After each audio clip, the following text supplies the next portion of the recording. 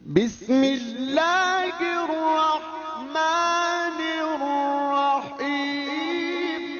اے چشم فطرت گواہ رہنا لبیب ہے وہ، اے چشم فطرت گواہ رہنا لبیب ہے وہ، اے چشم فطرت گواہ رہنا لبیب ہے وہ، جو پھول بن کر ہر ایک چمن میں مہک رہا ہے، جو پھول بن کر ہر ایک چمن میں مہک رہا ہے۔ اعوذ باللہ من الشیطان الرجیم، بسم اللہ الرحمن الرحیم، وجاہدوا فی اللہ حق جہادہ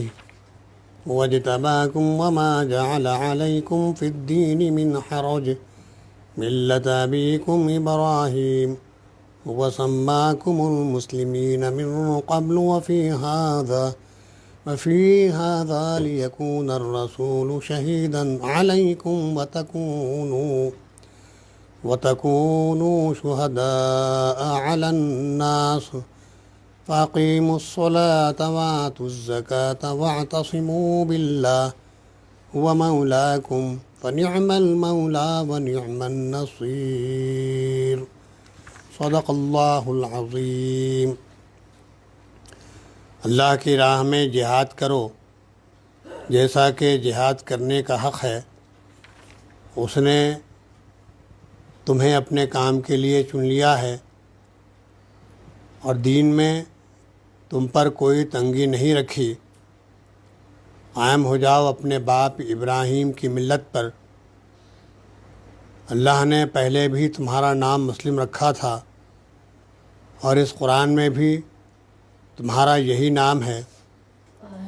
تاکہ رسول تم پر گواہ ہو اور تم لوگوں پر گواہ۔ بس نماز قائم کرو، زکوٰۃ دو اور اللہ سے وابستہ ہو جاؤ۔ وہ ہے تمہارا مولا، بہت ہی اچھا ہے وہ مولا، اور بہت ہی اچھا ہے وہ مددگار۔ سورۃ الحج کی یہ آخری آیت جس کی تلاوت اور ترجمانی آپ سن رہے تھے، اس کے کچھ مضامین ہم اس سے پہلے دیکھ چکے ہیں۔ اگلے حصے پر انشاءاللہ ہم غور کریں گے۔ اللہ فرماتا ہے کہ اس نے پہلے بھی تمہارا نام مسلم رکھا تھا، اور اس قرآن میں بھی تمہارا یہی نام ہے، تاکہ رسول تم پر گواہ ہو اور تم لوگوں پر گواہ۔ اس سلسلے میں جیسا میں نے کہا تھا کہ مفسرین کی دو طرح کی رائیں آ رہی ہیں۔ ابن کثیر میں، تفسیر حقانی میں اور معارف میں بھی یہی بات کہی گئی ہے کہ کل قیامت میں ساری قومیں، ساری امتیں اٹھ کر کھڑی ہو جائیں گی، اور انبیاء کرام اپنی اپنی قوم کے سامنے جو انہوں نے دین کو پیش کیا ہے اس کی گواہی دیں گے، تو ان کی قومیں انکار کرے گی۔ آخر میں حضرت محمد مصطفیٰ صلی اللہ علیہ وسلم اٹھ کر گواہی دیں گے کہ میں نے اللہ کے دین کو اس امت تک پہنچا دیا، اور یہ امت اٹھ کر گواہی دے گی کہ ہاں، تمام انبیاء کرام نے اپنے اپنے ادوار میں اللہ کے دین کو پیش کیا ہے، اور حضرت محمد مصطفیٰ صلی اللہ علیہ وسلم نے بھی اللہ کے دین کو جوں کا توں پیش کر دیا ہے۔ یہ ایک اور واقعہ سلسلے میں ہم کو ملتا ہے کہ حجۃ الوداع کے موقع پر 1,24,000 صحابہ کرام کے سامنے آپ نے یہ بات ارشاد فرمائی کہ اے لوگوں، کیا میں نے تم تک اللہ کا دین پہنچا دیا ہے؟ سب نے ایک زبان ہو کر یہ کہا کہ ہاں یا رسول اللہ، آپ نے اللہ کا دین اپنے قول سے، اپنے فعل سے قولاً اور عملاً پیش کر دیا ہے۔ تو تو آپ نے آسمان کی طرف انگلی اٹھا کر فرمایا کہ اللہ تو گواہ ہے، اور 3 مرتبہ یہ گواہی لوگوں سے لی گئی، اور 3 مرتبہ اللہ کے رسول نے آسمان کی طرف انگلی اٹھا کر فرمایا کہ اللہ تو گواہ ہے کہ میں نے تیرے بندوں تک تیرے دین کو پہنچا دیا ہے۔ اور پھر آپ نے صحابہ کرام سے کہا کہ اب جو حاضر ہیں ان کے ذمہ داری ہے کہ جو لوگ غیر حاضر ہیں، یعنی جو لوگ یہاں موجود نہیں ہیں، ان تک اس دین کو پہنچانے کی ذمہ داری اب تمہاری ہے، تم میری طرف سے اس دین کو پہنچا دو۔ تو وہ تبلیغ کا یعنی پہنچانے کا کام، دعوت کا یعنی بلانے کا کام نبی کریم صلی اللہ علیہ وسلم کے زمانے سے ملت اسلامیہ جو آپ کی تعلیم و تربیت کے نتیجے میں برپا ہوئی ہے، اس کو ذمہ دار بنایا گیا، اور پھر یہ سلسلہ چلتا رہا، اور آج تک یہ دین پوری دنیا میں پھیلتا رہا ہے، پھیلتا جا رہا ہے، اور کل قیامت تک مسلمانوں کی یہ ذمہ داری رہے گی کہ وہ دین جو قرآن و سنت کی شکل میں ان کے پاس محفوظ ہے، وہ اپنے اپنے زمانے کے لوگوں کے سامنے اپنے قول سے اور اپنے عمل سے، اپنے کیریکٹر سے، اور یہ اسلام جو ان کے پاس ہے اپنی زبان سے لوگوں کے سامنے پیش کریں، اس کی گواہی دیں۔ یہ ایک مضمون ہے دیکھیے جو ملت اسلامیہ کے مقصد حیات سے متعلق ہے۔ اب اس سلسلے میں بطور خاص تدبر قرآن، تفہیم القرآن اور فی ظلال القرآن میں بہت تفصیل سے بحث کی گئی ہے، انشاءاللہ اس کو ہم سمجھنے کی کوشش کریں گے۔ مولانا نے لکھا ہے کہ تمہارا نام اس نے مسلمان رکھا ہے، تو اس سے پہلے جتنے انبیاء کرام دنیا میں تشریف لائے ہیں وہ اللہ کا دین لے کر آئے ہیں، لیکن چونکہ وہ اپنی اپنی قوم کے سامنے تھے دین کو پیش کرنے والے، تو ان کی اپنی قومی شناخت کے ساتھ اسلام کو جنہوں نے قبول کیا ہے وہ رہے ہیں، لیکن مسلمان ہی تھے وہ جنہوں نے اسلام کو قبول کیا۔ ہر دور میں انبیاء کرام کی دعوت کو قبول کیا تو وہ مسلمان ہی کہلائے، اس لیے کہ ان کے سامنے جو دین پیش کیا گیا وہ اسلام ہی تھا، وہ دین اسلام ہی تھا جس کو پیش کیا گیا، کیونکہ اس کے بنیادی عقائد و نظریات وہی جو اسلام کے ہیں، اور تمام انبیاء کرام نے اسلام کو پیش کیا ہے۔ لیکن بطور خاص اب یہ جو دین ہے سارے انسانوں کے لیے، کسی ایک قوم، کسی ایک زمانے، کسی ایک فرقے، کسی ایک ملک کی طرف نہیں ہے، بلکہ یہ دین سارے انسانوں کی طرف ہے، سارے انسانوں کے لیے ہے۔ اس لیے بطور خاص جو لوگ اس دین کو قبول کریں گے ان کا نام اس سے پہلے مسلمان رکھا گیا، اور ابراہیم علیہ السلام نے دعا کیے تھے جس کا ذکر خود صاحب تدبر نے کیا ہے کہ انہوں نے دعا کیے تھے کہ ایک امت برپا ہو، اس کا نام مسلم رکھا جائے، تو مسلم رکھا گیا، اور ملت اسلامیہ کا نام یہ جو مسلم ہے بڑا اعزاز ہے جو اللہ کی طرف سے اس ملت کو عطا ہوا ہے۔ تو اب یہ کس لیے ہے یہ کام، یہ نام فرمایا کہ لِيَكُونَ الرَّسُولُ شَهِيدًا عَلَيْكُمْ وَتَكُونُوا شُهَدَاءَ عَلَى النَّاسِ، تاکہ رسول تم پر گواہ ہو اور تم لوگوں پر گواہ ہو۔ تو مولانا مودودی کا جو نقطہ نظر ہے وہ ہم دیکھیں گے۔ انہوں نے لکھا ہے کہ سورہ بقرہ کی آیت نمبر 143 میں اللہ فرماتا ہے فَكَذَلِكَ جَعَلْنَاكُمْ أُمَّةً وَسَطًا لِتَكُونُوا شُهَدَاءَ عَلَى النَّاسِ وَيَكُونَ الرَّسُولُ عَلَيْكُمْ شَهِيدًا۔ یہ امت محمد صلی اللہ علیہ وسلم کی امامت کا اعلان ہے۔ جیسا کل میں نے بتایا آپ کو کہ بنی اسرائیل کو اللہ تعالیٰ نے دنیا کا امام بنایا تھا، لیکن انہوں نے مسلسل اپنی نااہلی کا ثبوت فراہم کیا، تو اب اس بنی اسرائیل کو اس منصب سے معزول کر کے ملت اسلامیہ کو یہ منصب جلیلہ عطا فرمایا جا رہا ہے۔ یہ امت محمدیہ کی امامت کا اعلان ہے۔ اسی طرح کا اشارہ دونوں طرف ہے، اللہ کی اس رہنمائی کی طرف بھی جس سے محمد صلی اللہ علیہ وسلم کی پیروی قبول کرنے والوں کو سیدھی راہ معلوم ہوئی، اور وہ ترقی کرتے کرتے اس مرتبے پر پہنچے کہ امت وسط قرار دیے گئے، اور تحویل قبلے کی طرف بھی کہ نادان اسے محض ایک سمت سے دوسری سمت کی طرف پھرنا سمجھ رہے ہیں، حالانکہ دراصل بیت المقدس سے کعبے کی طرف سمت قبلہ کا پھرنا یہ معنی رکھتا ہے کہ اللہ نے بنی اسرائیل کو دنیا کی پیشوائی کے منصب سے باضابطہ معزول کیا ہے، اور امت محمدیہ کو یہ اس پر فائز کیا ہے۔ امت وسط کا لفظ اس قدر وسیع معنویت اپنے اندر رکھتا ہے کہ کسی دوسرے لفظ سے اس کے ترجمے کا حق ادا نہیں کیا جا سکتا، اس لیے ترجمے میں مولانا نے امت وسط ہی بیان کیا ہے۔ اس سے مراد ایک ایسا اعلیٰ اور اشرف گروہ ہے جو عدل، انصاف اور توسط کی روش پر قائم ہو، جو دنیا کی قوموں کے درمیان صدر کی حیثیت رکھتا ہو، جس کا تعلق سب کے ساتھ یکساں حق اور راستی کا تعلق ہو اور ناحق اور ناروا تعلق کسی سے نہ ہو۔ پھر یہ جو فرمایا کہ تمہیں امت وسط اس لیے بنایا گیا ہے کہ تم لوگوں پر گواہ اور رسول تم پر گواہ ہو، تو اس سے مراد یہ ہے کہ آخرت میں جب پوری نوع انسانی کا اکٹھا حساب لیا جائے گا، اس وقت رسول ہمارے ذمہ دار نمائندے کی حیثیت سے تم پر گواہی دے گا کہ فکر صحیح اور عمل صالح اور نظام عدل کی جو تعلیم ہم نے اسے دی تھی، وہ اس نے تم کو بے کم و کاس پوری کی پوری پہنچا دی، اور عملاً اس کے مطابق کام کر کے دکھایا۔ اس کے بعد رسول کے قائم مقام ہونے کی حیثیت سے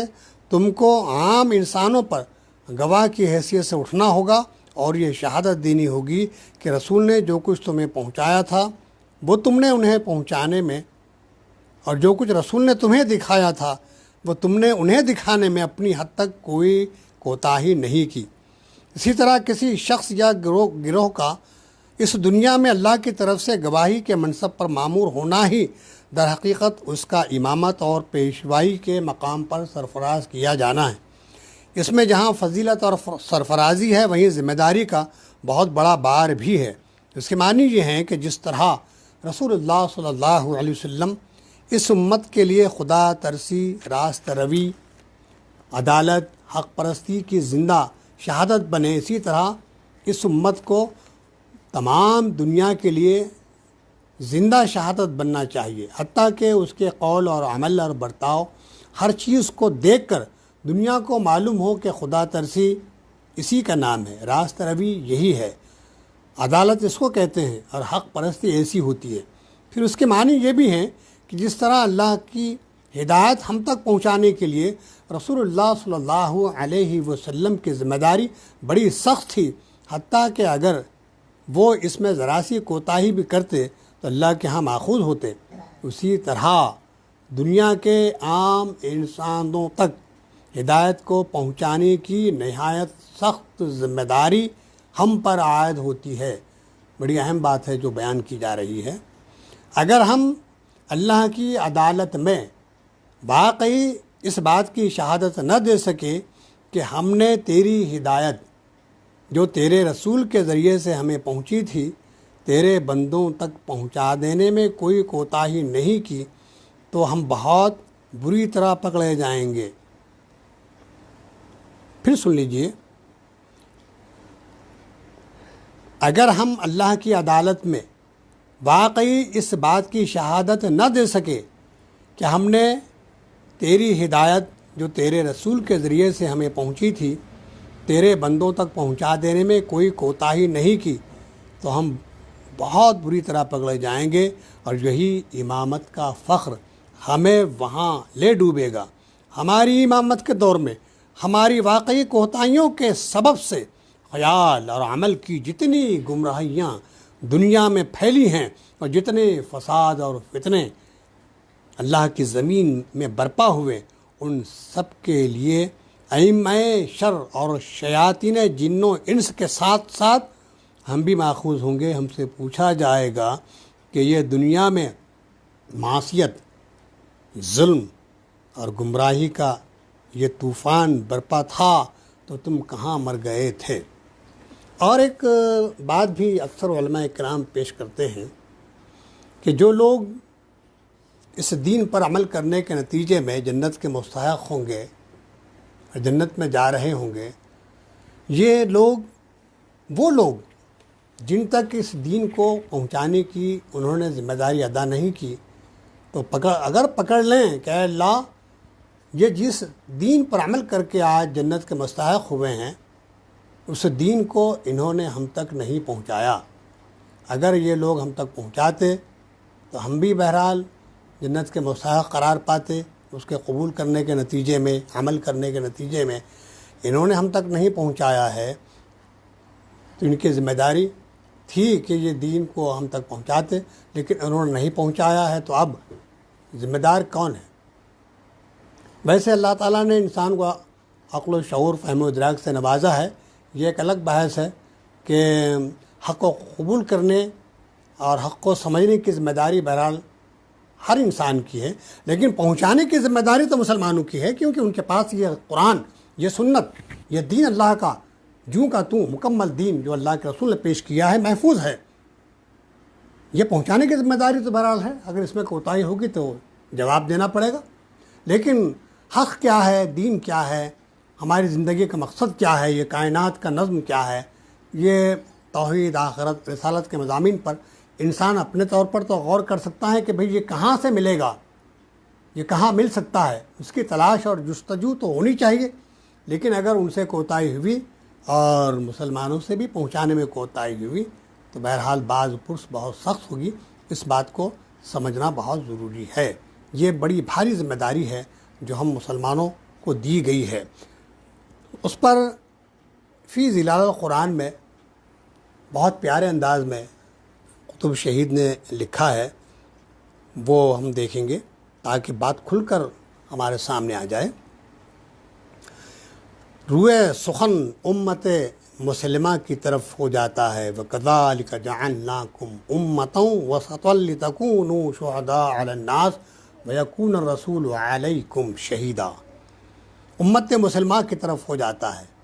اسے بتایا جاتا ہے کہ اس کائنات میں وہ کس عظیم مرتبے کی حامل ہے اور اس کرۂ ارض پر اسے کیا فرائض سر انجام دینے ہیں، عالم انسانیت میں اسے کیا فضیلت اور برتری حاصل ہے، لوگوں کی زندگی میں اسے کیا رول ادا کرنا ہے۔ اس مقام اور مرتبے کا تقاضا ہے کہ اس کا ایک ہی خاص قبلہ ہو، وہ ایک مخصوص تشخص کا مالک ہو۔ چھوڑیے اور باتیں،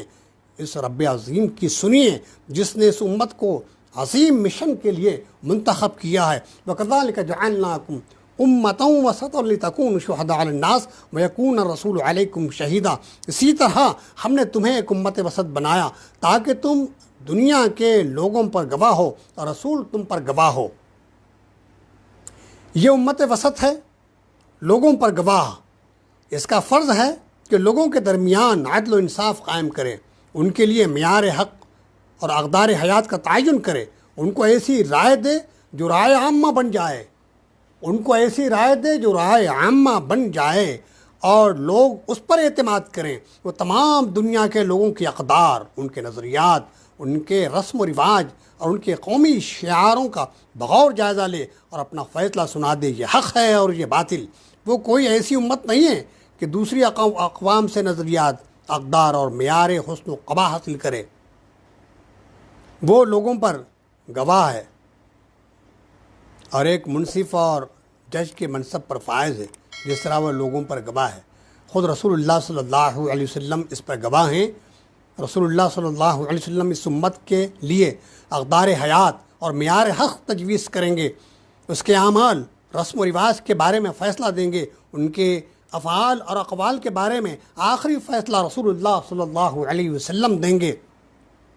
اس سے اس امت کی حقیقت اور اس کے فرائض معلوم ہو جاتے ہیں۔ اسے چاہیے کہ اپنی حقیقت سے اچھی طرح روشناس ہو جائے، اپنی اہمیت اور قدر و قیمت جانے اور اس دنیا میں اپنے منصب اور کردار کو ٹھیک طرح متعین کرے اور اسے ادا کرنے کے لیے اپنے آپ کو پوری طرح تیار بھی کرے، یعنی وہ لوگوں کے لیے معیار حق ہو اور رسول صلی اللہ علیہ وسلم اس کے لیے معیار حق ہوں۔ بڑی اہم بات ہے۔ یہ امت وسط ہے۔ وسط کے ہر مفہوم کے اعتبار سے وہ وسط ہے۔ وسط کا مفہوم اگر احسن اور افضل ہے تو پھر بھی یہ وسط ہے۔ وسط کا مفہوم اگر میانہ روی اور اعتدال لیا جائے تو بھی یہ وسط ہے۔ وسط سے مراد اگر مادی اور حصی وسط مراد ہو تو بھی امت وسط ہے۔ امت وسط عقائد و نظریات میں وسط، میانہ رو، روحانی تجرد میں ڈوبی ہوئی اور نہ مادہ پرستی میں گرفتار، بلکہ اصول فطرت کو اپنائے ہوئے۔ مثلا انسانی جسم کیا ہے؟ ایک مادہ ہے، اور روح کو جسم میں مادی میں پیوست کیا گیا ہے۔ یہ مادی جسم کو روح کے ساتھ ایک کر دیا گیا ہے۔ یہ امت ان مختصر عناصر کے مرکب اس انسان کو، بلکہ اس کے عناصر ترکیبی میں سے ہر عنصر کو پورا حق دیتی ہے۔ وہ روحانی زندگی کی ترقی اور کمال کے لیے بھی کام کرتی ہے، اور انسان کی مادی ضروریات پوری کر کے اس کی اس مادی زندگی کی بقا کا کام بھی کرتی ہے۔ یہ امت انسان کی آزادی فکر، اس کی آزادی اظہار و خیال اور اس کی ذاتی ذوق و شوق کی تسکین کے بلا افراط و تفریط، میانہ روی، ہم آہنگی اور اعتدال کے ساتھ ایک وسیع دائرہ مقرر کرتی ہے اور انسان کو اس دائرے میں پوری آزادی دیتی ہے۔ یہ امت وسط ہے۔ فکر و شعور کے میدان میں بھی یہ موجودہ ذخیرہ علم پر قانے اور منجمد ہو کر نہیں بیٹھ جاتی اور نہ علم معرفت اور تجربہ اور تحقیق کے دروازے بند کر دیتی ہے، بلکہ وہ ہر سوچے سمجھے بغیر، ہر نعرہ باز کے پیچھے نہیں لگ جاتی۔ بندر کی طرح ہر کسی کی نقل بھی نہیں کرتی۔ وہ اپنے نظریات، اصول اور نظام فکر و عمل کی بھی محافظ بن جاتی ہے اور انہیں مضبوطی کے ساتھ تھامے ہوئے ہوتی ہے، لیکن پوری انسانیت کے افکار و تجربات پر بھی کڑی نظر رکھے ہوئے ہوتی ہے، اور اس کی مستقل پالیسی یہ ہے: سچائی مومن کا سامان گمگشتہ ہے، جہاں اسے مل گیا وہ اسے اٹھا لے گا، لیکن ثابت قدمی، مستقل مزاجی، یقین کے ساتھ وہ نظم و ضبط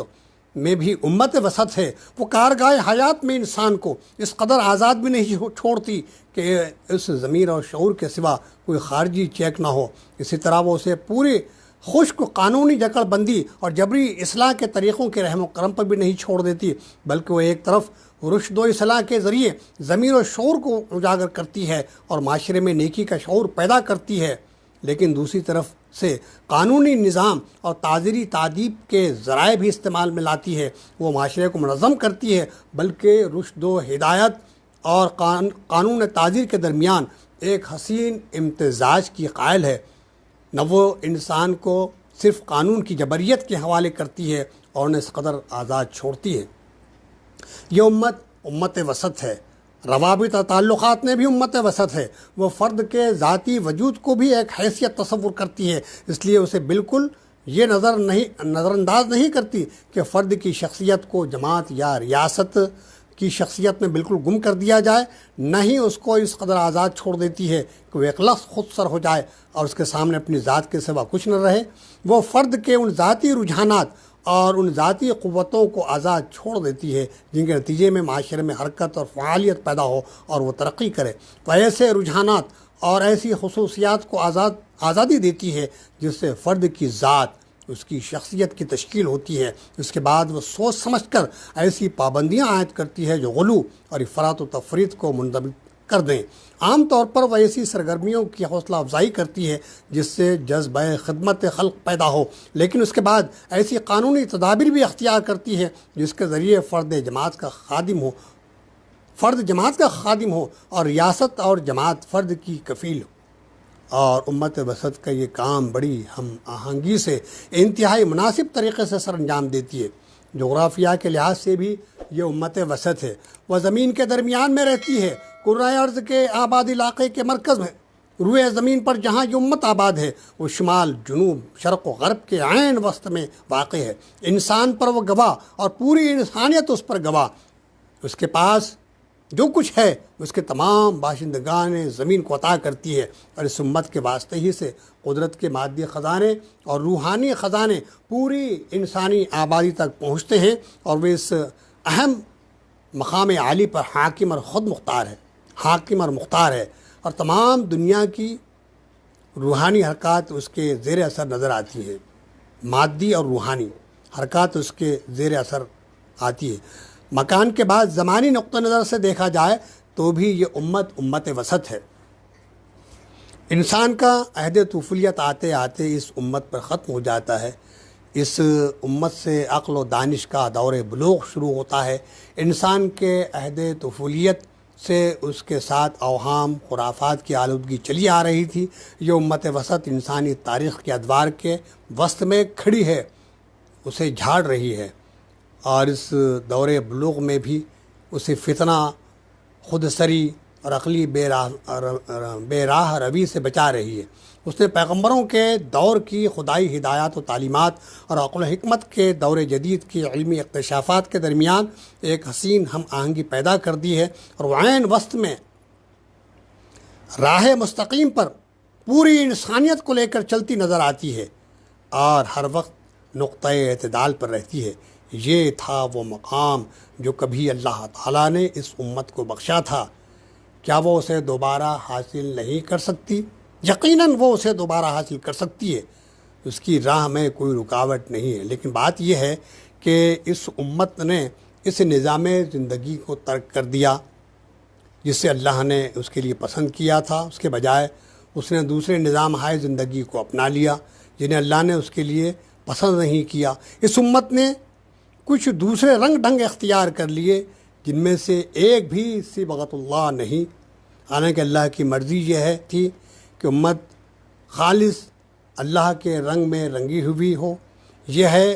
امت اور یہ ہے اس کا مشن اور یہ ہے اس کا رول۔ وہ اس لائق ہے کہ یہ ذمہ داریاں اٹھائے اور اس راہ میں قربانیاں دے۔ مقام قیادت کے لیے جو کچھ ذمہ داریاں ہوتی ہیں، کچھ فرائض ہوتے ہیں، مقام قیادت کے حصول سے پہلے آزمائشیں ضرور ہوتی ہیں تاکہ معلوم ہو کہ امت اللہ کے معاملے میں کس قدر مخلص اور یکسو ہے اور وہ کس حد تک ایک صالح قیادت کی ذمہ داریاں اٹھانے کے لیے تیار ہے۔ پہلے جس قبلے کی طرف تم رخ کرتے تھے اس کو تو ہم نے صرف یہ دیکھنے کے لیے قبلہ مقرر کیا کہ کون رسول کی پیروی کرتا ہے، کون الٹا پھر جاتا ہے۔ اس آیت سے وہ منصوبہ اچھی طرح معلوم ہو جاتا ہے کہ جو اس نوخیز جماعت کی دینی تربیت کے لیے اللہ تعالیٰ نے وضع کیا، اللہ تعالیٰ کی مشیت یہ تھی کہ یہ جماعت اسلامی نظریے کی وارث اور امین ہوگی اور خلافت فی الارض کا منصب حاصل کرے گی۔ اللہ تعالیٰ کی مرضی یہ تھی کہ امت خالصتاً اس نظریہ حیات کے لیے کام کرے اور وہ اپنے دل و دماغ کو تمام جاہلی تصورات کے اثر سے پاک کر دے، وہ تمام قدیم عادات اور قومی خصوصیات کو ترک کر دے، جاہلیت کی ہر سلگتی ہوئی چنگاری کو بجھا دے، جاہلیت کے تمام لباس کو اتار پھینکے، جاہلیت کا ہر شعار ترک کر دے، اس کے شعور میں صرف اسلامی سند ہو، خالص اسلامی شعار ہو، ہر عام زش سے پاک شعار ہو، اس کے رشد و ہدایت کا سر چشمہ ایک اور صرف ایک ہو، کوئی دوسرا سر چشمہ اس میں شریک نہ ہو۔ بیت اللہ کی طرف رخ کر کے نماز پڑھنے کے معاملے میں نظریاتی رجحان کے علاوہ کچھ اور رجحانات بھی تھے۔ قریش مکہ کے موروث اعلیٰ حضرت ابراہیم کا خالص اسلامی نظریہ ان کے ہاں خالص نہ رہا تھا، اس میں مختلف اقسام کی شرک داخل ہو چکی تھی اور قومی عصبیت بھی ان کے دین کا حصہ بن چکی تھی۔ اس وقت بیت اللہ صرف عربوں کا مقدس مقام تصور ہوتا تھا اور اللہ کی رضا اس میں تھی کہ وہ عربوں کے بجائے اللہ کا مقدس مقام ہو اور اللہ کی نسبت کے سوا اس کی طرف کوئی اور نسبت نہ ہو، اور یہ مقام صرف ربانی شعار ہو، کوئی اور نسبت اس سے منسلک نہ ہو۔ چونکہ کعبہ شریف کے ساتھ عربوں کے تاریخی جذبات وابستہ تھے اور قومی میلانات بھی وابستہ تھے، اس لیے اللہ تعالیٰ نے ایک مختصر عرصے کے لیے یہ حکم دیا کہ مسلمان کا قبلہ کعبہ شریف کے بجائے مسجد اقصیٰ ہوگا، تاکہ عربوں کے دلوں سے خانہ کعبہ کے سلسلے میں تاریخی اور قومی میلانات کی جڑ کٹ جائے۔ پھر یہ بھی معلوم ہو جائے کہ مسلمانوں میں سے کون ہیں جو رسول اللہ کی اطاعت کرتا ہے اور کون ہے جو نہیں کرتا۔ وہ لوگ جو رسول صلی اللہ علیہ وسلم کی اطاعت محض اس لیے کرتے ہیں کہ وہ رسول اللہ ہیں،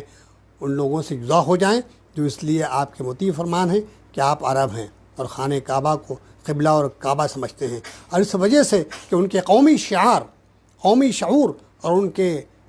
قدیم مقامات مقدسہ کے احترام کے جذبات کو اسلام میں بھی اہمیت دی جاتی ہے، اور یہ کہ ان کے تاریخی میلانات کا سامان تسکین اسلام میں بھی ہے، اور ضروری اس وجہ سے وہ مسلمان ہیں۔ یہ ایک نہایت لطیف اور دقیق نقطہ ہے۔ اسلام کا نظریہ حیات وحدہ لا شریک ہے۔ جب وہ کسی دل میں جاگزین ہو جائے تو پھر اس دل میں وہ کسی اور شریک کو برداشت نہیں کرتا۔ وہ اپنے شعار، اپنی خصوصیات کے سوا تمام دوسرے شعارات اور خصوصیات کو ختم کر دیتا ہے۔ اسلامی نظریہ حیات تمام جاہلی طریقوں کی جڑ کاٹ دیتا ہے، بڑے ہوں یا چھوٹے۔ یہ آیت صرف اس طرف اشارہ کرتی ہے، ما جعلنا القبلۃ التي كنت عليها الا لنعلم من يتبع الرسول ممن ينقلب على عقبيه۔ پہلے جس قبلے کی طرف تم رخ کرتے تھے اس کو تو ہم نے صرف یہ دیکھنے کے لیے قبلہ مقرر کیا کہ کون رسول کی پیروی کرتا ہے اور کون الٹا پھر جاتا ہے۔ اللہ تعالیٰ تو مستقبل میں ہونے والے واقعات سے قبل از وقوع باخبر ہے، لیکن ارادہ الہی یہ ہوتا ہے کہ ہونے والا واقعہ لوگوں پر ظاہر ہو جائے اور اس کے بعد محاسبہ کیا جائے اور سزا دی جائے۔ وہ اپنے رحم و کرم کی وجہ سے محض اپنے علم مستقبل کی بنا پر سزا نہیں دیتا، صرف ان امور پر سزا دیتا ہے جو واقع ہو جائیں اور مجرم سے ان کا صدور ہو جائے۔ یہ بات اللہ کے علم میں تھی۔ تمام تاریخی اور قومی شعوری رجحانات کو ایک لفظ ترک کر دینا، ایسی خصوصیات اور شعارات کو جو دل و جان سے اٹکی ہوئی ہوں اور جو دل و دماغ میں رچی بسی ہوں، ایک لفظ ترک کر دینا ایک نہایت ہی مشکل کام ہے، نہایت ہی شاق ہوتا ہے ان کا اکھاڑ پھینکنا۔ یہ کام صرف اس وقت ہو سکتا ہے کہ جب ایمان دل و دماغ پر پوری طرح چھا جائے اور پھر اس دل کو خدائی امداد حاصل ہو اور ذات باری کا قرب حاصل ہو، ذات باری اسے اپنے ساتھ ملا لے اور رہنمائی کرے۔ وَإِنْ كَانَتْ لَكَبِيرَةٌ إِلَّا عَلَى الَّذِينَ هُدَى اللَّهِ۔ یہ معاملہ تھا بڑا سخت، مگر ان لوگوں کے لیے کچھ بھی سخت ثابت نہ ہوا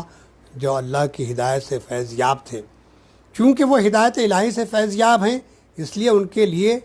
اپنے دل و دماغ سے جاہلی تصورات کو نکال دینا کوئی مشکل کام نہ تھا، اور انہوں نے ہدایت پاتے ہی جاہلیت کے تمام نشانات کو پرے پھینک دیا۔